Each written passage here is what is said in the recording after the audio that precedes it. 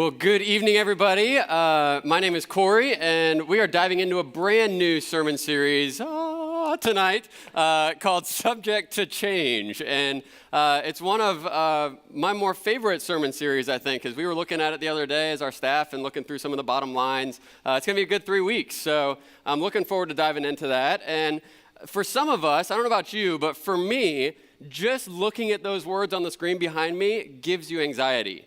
Just to know, like, something's changing, like, life changes, what happens?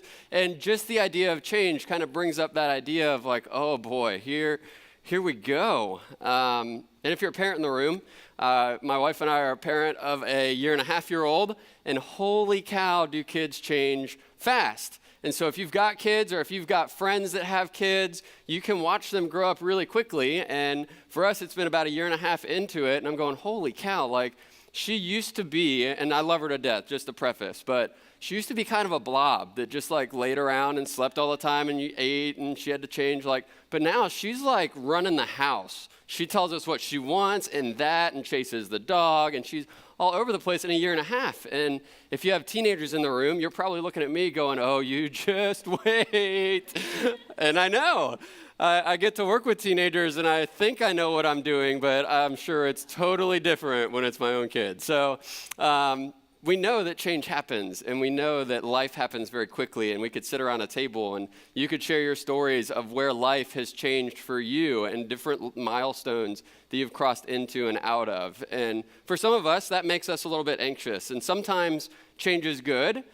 For me, I think about when I got this job, that was a big change, and it was a little bit unknown. Had some connections within the Methodist Church and made some things happen to get me here, and that was a great change. It still made me a little nervous because it's unknown, but it was a great change. And sometimes change can be bad. Sometimes, like for me and my wife and I, we just were looking at our escrow account for our mortgage from 2017, and we realized that our property taxes doubled, skyrocketed. Bad change, because we owe our escrow account so much more money, didn't see it coming, it kind of smacked us in the face, and we're like, that's not cool. Adulting is hard because you have no way to look out for that stuff. Maybe you do, and maybe there's somebody in the room that can help me figure out my mortgage, but sometimes it just happens. And for a lot of us, life happens and it's unexplained because we all have expectations. We have it all planned out. We set things in motion and we say it's going good. We set things down the tracks of life and it's going good. Things are smooth. Things are happening. It's just as it's supposed to be. And then something just sideswipes you out of nowhere sometimes. And sometimes it's the natural progression of you're just growing up, but sometimes life kind of smacks you in the face. And it's a change that you couldn't prepare for. And something breaks the rules that you've set up in your life to protect you and your family and your plans. Something breaks that with change, and it upsets the fruit basket, and you're left to pick up the pieces of that. And we've all felt this a time or two. You've probably felt it in a good way, like I've felt things change in a good way. You maybe got an unexpected promotion at work, or maybe you found something out in your life that was an unexpected thing that you enjoy, that's something that you wouldn't have tried, but a change happened and you tried this thing and it's good. And then we've all experienced the times where change happened in life and kind of smacked us in the face, and it wasn't a good change. Maybe a relationship blindsides you with something that happens. Maybe something changes at work and it's not as good as it used to be anymore. Maybe money happens. Maybe something happens with your house. Maybe it's something with kids, but change happens, and sometimes it's not all butterflies and rainbows. But either way, good change or difficult change, we know that change happens. And a lot of times we struggle with it on either side. If it's good or if it's bad, we recognize that change happens. That's why we talk about it, because there's got to be a better way to deal with change. And we don't like it, I would say, for 3 big reasons. The first reason we don't like change is it forces us into the unknown. It forces us to do something that we don't know about. If it's good, you maybe got a promotion, but you're a little worried about it because you don't really know what that means yet. If it's bad, you don't know the end of the story. What in the world could be next? But change forces us into the unknown, where we don't know the end of the story, and we're living through it. We don't know how it's going to end, and it's stressful until we know the end result. The second thing that we don't like about change is it forces us, we lose perspective.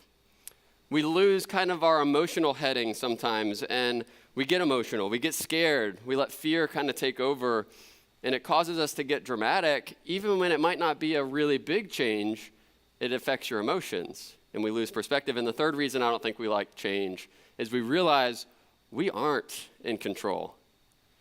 We realize that we spend a lot of our energy and a lot of our time as humans and people with families and with friends. We spend a lot of our time trying to control every step of life and trying to keep everything in a box and trying to keep the house of cards from falling. And we try to control every little thing. And we realize we don't have control all the time because some things are out of our control that affect our lives and that cause things to change that we didn't sign up for. And we don't like that we don't get to be in control of every little dot in our lives.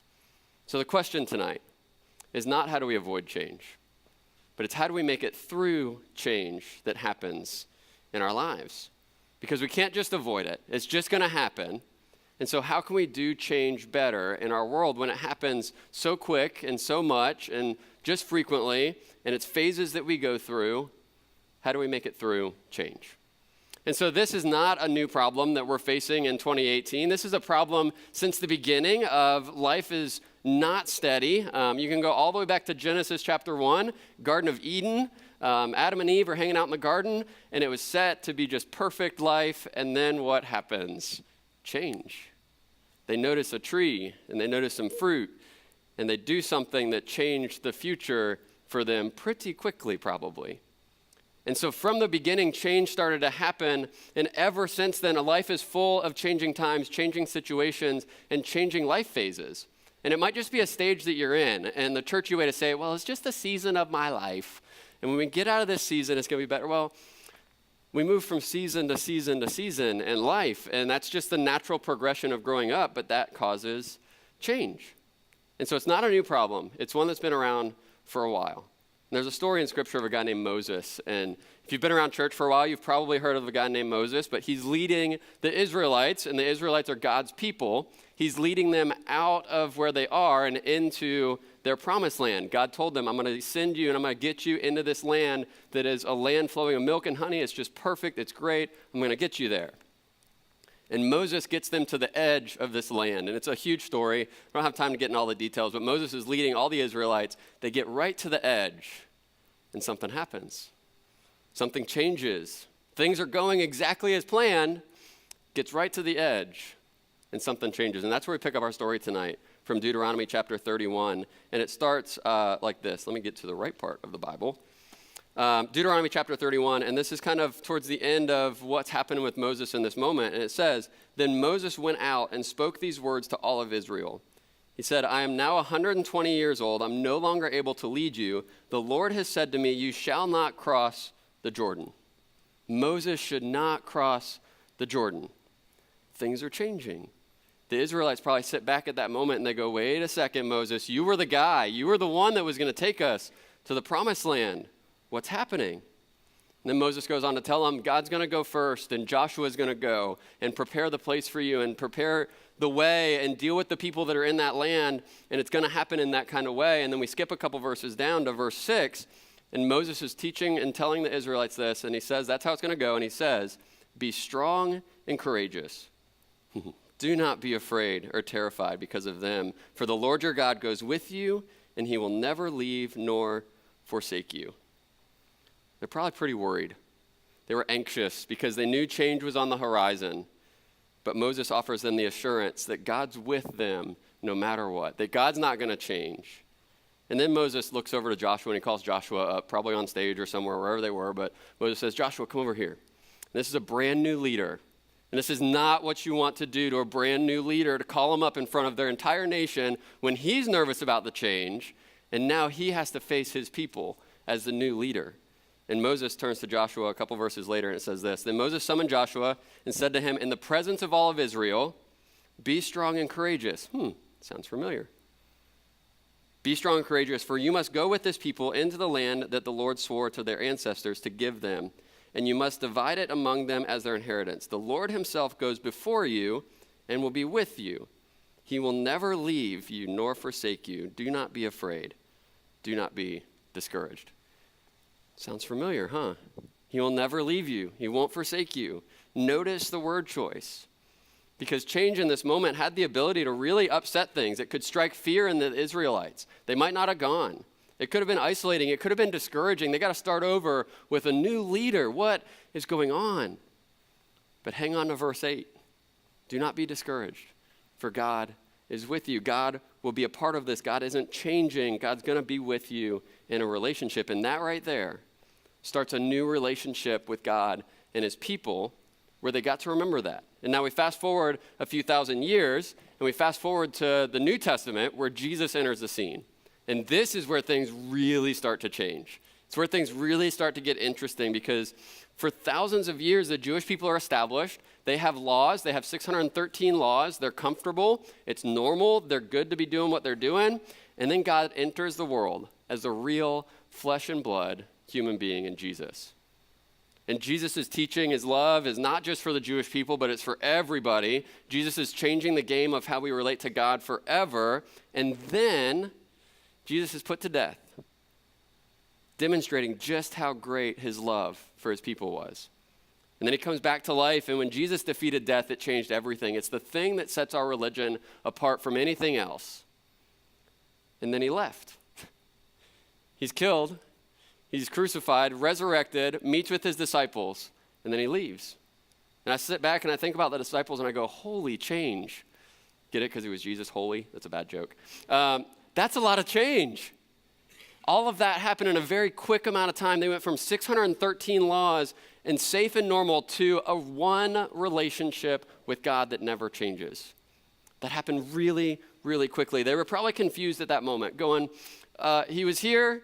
He was killed. We believed. We didn't believe. Now we believe again because he was resurrected. And then he went back to be with the Father. What do we do next? I saw that out of the corner of my eye. That was weird. What do we do next? And so the greatest example that I can think of this from my life was, well, again, when we had Adeline. We're at the hospital, and we stayed a couple nights, as you do when you have a kid. And we packed her up on the last day, put her in the car seat, and got in the car and got home, unloaded the car seat, and Kayla and I just kind of stood there in our living room for a minute, and we goes, what do we do now?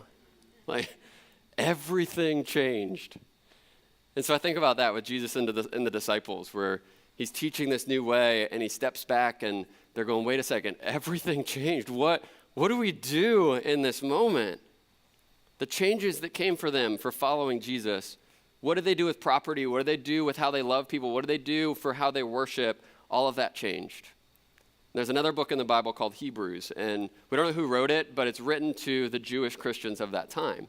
It's written to those first Christians where they're going, what do we do? We don't know how to do this thing that God has called us to do differently, and what's the next step? And so whoever's writing obviously understands a little bit of God's heart and a little bit of what God wants for us. And so that's where we'll pick up the story. Thousands of years after Moses and the Israelites, we get this from Hebrews, and it says this. For God has said, I will never fail you, and I will never abandon you. It's amazing when you think about those two scriptures side by side. Because the writer of Hebrews is writing to Jewish Christians. They would have known the text from Deuteronomy. They would have known those very same words that Moses spoke to the Israelites are from their ancestors' stories. And they would have looked back and said, wait a second, the writer here, and Jesus is telling us, I will never leave you, I'll never forsake you. Moses said that to his people. That's just not a coincidence. That circumstance changed, but God's character didn't change. And then it goes on a couple verses later to say, Jesus Christ is the same yesterday, today, and forever. And for the Jewish Christians back then, that was huge. Because for worship, that meant that there were no restrictions on where they went to worship. For their experience of God, there was no restrictions on who could experience God. Everybody could experience God through the Holy Spirit. For sacrifices, they didn't have to do sacrifices anymore with animals because Jesus was the one sacrifice that covered it for everybody. It changed everything. Think about how freeing that would have been for them. A little scary, big change, crazy, but how freeing it would be for them to focus on one unchanging relationship than doing all these sacrifices and laws and things. Jesus said, wait, that's the old way. Let me give you a new way of a relationship with God. With the same God that they grew up knowing, the same God that Moses was talking about was the same God that Jesus was and taught about. And so what does that mean for us? As we're navigating change and as we're looking at this topic of life changes, how do we do that together? We can look back at these verses and we can go, well, it's the same relationship. It's the same call on our lives. We just get to figure out how to do that differently in every phase of our lives.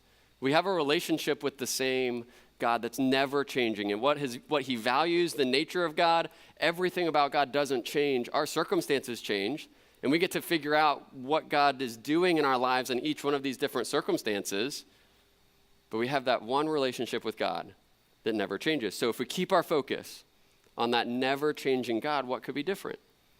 But here's the catch. Life moves so fast and difficult situations come up and things change. And so when things change, we tend to take our focus to our problems. And we really focus on the thing that's changing, the thing that's upsetting us, and our focus shifts from God in a relationship to the thing that's broken, I gotta fix it, and we lose perspective. And when that happens, we shift our focus to our problems, and things feel a little bit crazy. So it's important for us to stay focused on the one who can stabilize us and keep us balanced in life, because that relationship that keeps us balanced, that keeps us focused, that keeps us grounded, that relationship with God can provide us stability and truth and love and comfort and peace and the next step for our lives when we don't know what that next step is. That could just be a nudge, that could just be a hunch, but I would say that's God working through us in our everyday situations. It could provide this relationship, a place for you to belong when change happens and you feel like you don't belong anywhere. You belong with that relationship first. So where do you need that kind of relationship in your life right now? Is it at school? Is it at work? Is it in your families where you need that kind of unchanging relationship? Because this foundation keeps you grounded of a relationship when the rest of the world is spinning. When you can look at your circumstance through the eyes of God, through his perspective first, because that relationship comes first, the change in the circumstance can look a little bit different. So I want us to think about this big idea that life changes, but God doesn't. And what does that mean for our lives? I think it means that our faith is not determined by our circumstances, but our faith is determined by a relationship.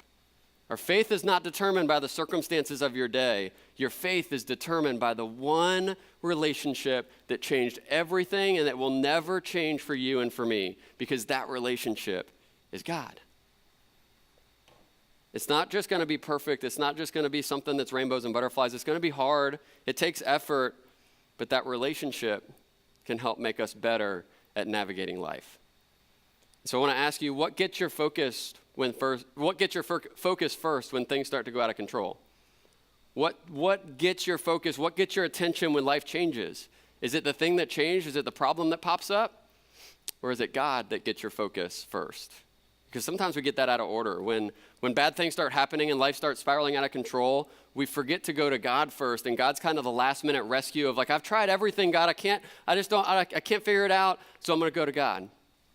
But what if we flip that on its head and we say, well, I'm going to go to God first. I'm going to keep my focus on the one thing in my life that's never going to change, and that's my relationship with God, and I want to look at my circumstance through God's view and perspective of this change.